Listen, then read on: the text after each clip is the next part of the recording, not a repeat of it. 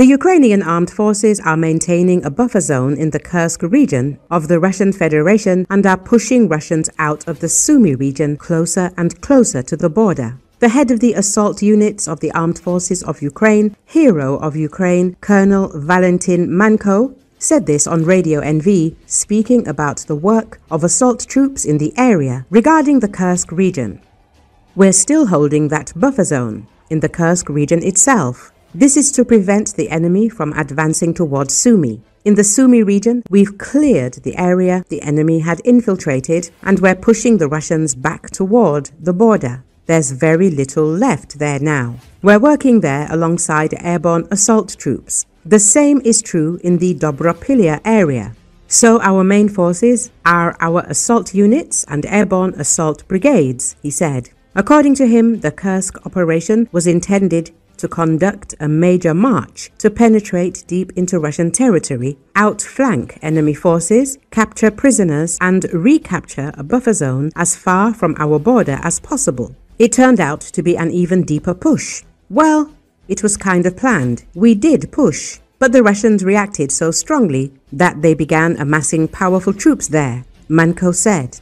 In his opinion, overall, this operation was carried out as successfully as possible. Well, everything becomes clear by comparison, I guess. Anyone who's talking about the Kursk operation being necessary can ask the people of Sumy. If we hadn't gone, they, the Russians, would have gone. And the people of Sumy weren't exactly sure what the operation was all about at first. But now they're saying, you guys can hold out longer and push them back even deeper.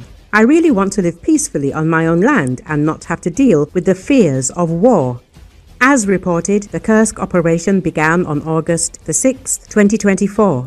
Then, the Ukrainian Armed Forces crossed the Ukrainian-Russian border and began advancing deep into Russian territory. This was the first Ukrainian combined arms operation on the territory of an aggressor country since the beginning of Russia's full-scale invasion of Ukraine.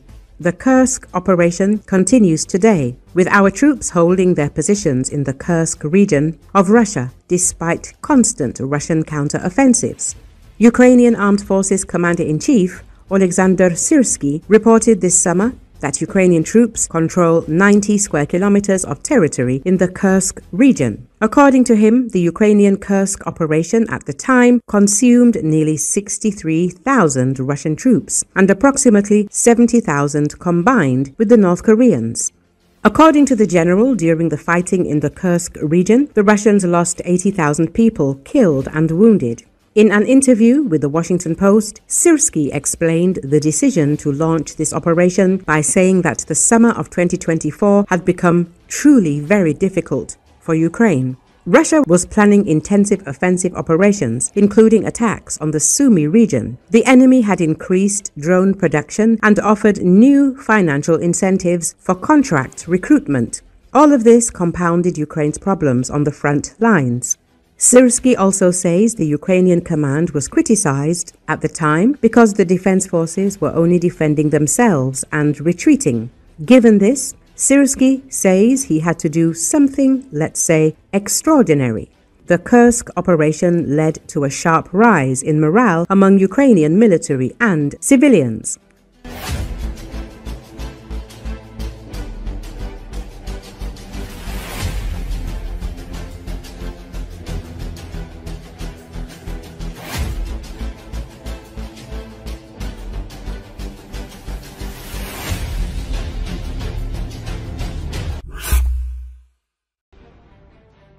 As reported recently, US President Donald Trump unexpectedly raised the possibility of Ukraine returning to its original 1991 borders, urging Kiev to launch another counter-offensive. In other words, the White House incumbent has decided to push Ukrainian citizen Volodymyr Zelenski into taking actions that would be risky for his country. Therefore, it became interesting to determine where a large-scale counter-offensive by the Ukrainian Armed Forces might take place and the circumstances surrounding it. It should be noted that conducting a major offensive operation, possibly several, simultaneously, would require not only significant resources but also time and effort in preparation. Concealing such preparations is highly problematic, so they will likely be detected in advance by the Russian side, as the accumulation of large numbers of personnel and equipment is difficult to conceal, given current levels of intelligence. Russian media says that one possible scenario is an attempt by the Ukrainian command to repeat something similar to the August 2024 operation in the Kursk region of the Russian Federation, but in a different operational direction. To reach the 1991 borders, the enemy would need to advance 150 kilometers into the Russian defensive line, a very difficult task, as the Ukrainian Armed Forces would have to overcome well-prepared and fortified positions of the Russian Armed Forces. Implementing such a plan in the Russian Central Military District Zone would require the participation of 4 large Ukrainian Armed Forces groups. One would operate in the Dnipro sector, threatening a breakthrough into Crimea.